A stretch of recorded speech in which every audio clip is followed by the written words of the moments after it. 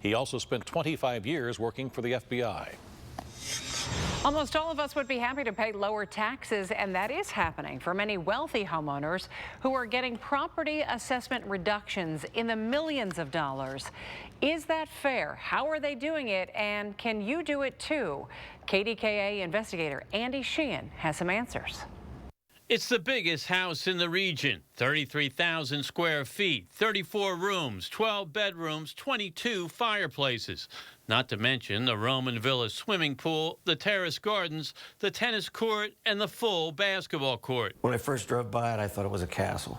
Estimates say it cost about $20 million to build. But during the countywide reassessment 3 years ago, it was assessed at $9.5 million. So how did owner Joe Nacito manage to get that assessment reduced to $4.2 million, a value real estate experts say is ridiculously low? Ridiculous. Ridiculously low. Nacito lost his appeal at the Property Appeals Board, and that's where the process ends for most folks. They think it's a one-step process, when actually the insiders know that it's a two-step process. And the second appeal is where the rubber hits the road. That's where you get those huge reductions. Not to be deterred, Nacito took his assessment here to something called the Board of Viewers, a little-known panel of lay people and lawyers who reduced it to the $4.2 million. Property owners, often accompanied by lawyers and appraisers, enter this room, negotiate an assessment, and leave happy, sometimes with reductions of more than $1 million.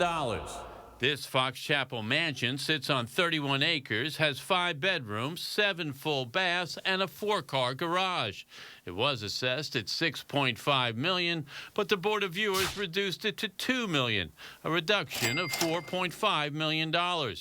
And this house in Pine, which has 4 bedrooms and 5 full baths, was assessed at $2.8 million, but viewers cut that assessment in half to $1.4 million. In fact, we found over the past 3 years, the Board of Viewers heard 2,300 commercial and residential property appeals and granted nearly $1 billion in reductions, an average of 17% per property. It's let's make a deal. Yes, it's let's make a deal.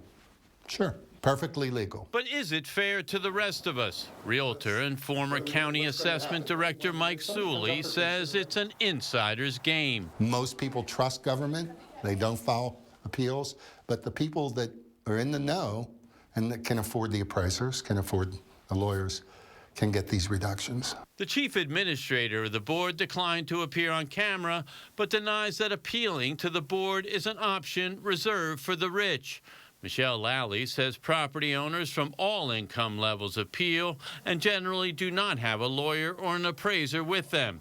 And she says the $100 filing fee should not put the board out of anyone's reach. Quote, "We have people of extremely modest means come before us, and they'll be just as persuasive as those with professionals. No one need be intimidated. We try to be very user-friendly." But it's more likely that people of means will use the two-step appeal than people without, and the reductions are more dramatic. This 9-bedroom house on Beechwood Boulevard in Squirrel Hill had a $3.5 million assessment, but viewers slashed that to $2.4 million, a reduction of $1.1 million. And the owner of this Fox Chapel mansion took his $3.7 million assessment to the Board of Viewers and also saw it reduced to $2.4 million. And Suley notes that these reductions will be locked in until the next reassessment, which is nowhere in the foreseeable future. One person's tax break is another person's tax. That's how the system works. So we're going to pay more, they're going to pay less. Absolutely, until the next countywide reassessment, Which isn't when good. hell freezes over. And Mike Suley is right. There is no appetite in the county for another reassessment. So what can you do if you think your assessment is too high? You can complain that the system is unfair, or you can take advantage of the system. If your first appeal is unsuccessful, take it one step further and appeal it to the Board of Viewers. And as they say, if you can't beat them, join them. Try to join them at that. All right, Ms. Lally said that you don't have to have an attorney with you. What do you need to make this second appeal?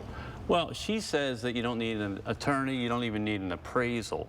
Right. That if you do some research on comparable sales and this kind of thing in your neighborhood, and you make a persuasive case, you could do well there. So I guess we just take her at her word. Yep. Now, what if you do want to hire an attorney? How much does that cost you? Some of them have a flat fee. Most of them have it on a contingency basis. So they would get maybe a third of what you would save over a year or 3-year period. So could be much. And sometimes you will want to make that, have the appraisal made as well, and that can cost some money. Probably like $200, $300, maybe $400. Right, but worth it to fight it. If you're going to save, well, if you're going to save $1 million, definitely worth it. But if you're going to save a couple, $10,000 on your assessment, it'd be worth it. It can be worth it, especially over time. Andy, thank you. All right, Andy, thanks so much. New Hampshire voters are choosing their party's presidential nominee today. The last polling places close at 8 p.m. Polls have Donald Trump way ahead.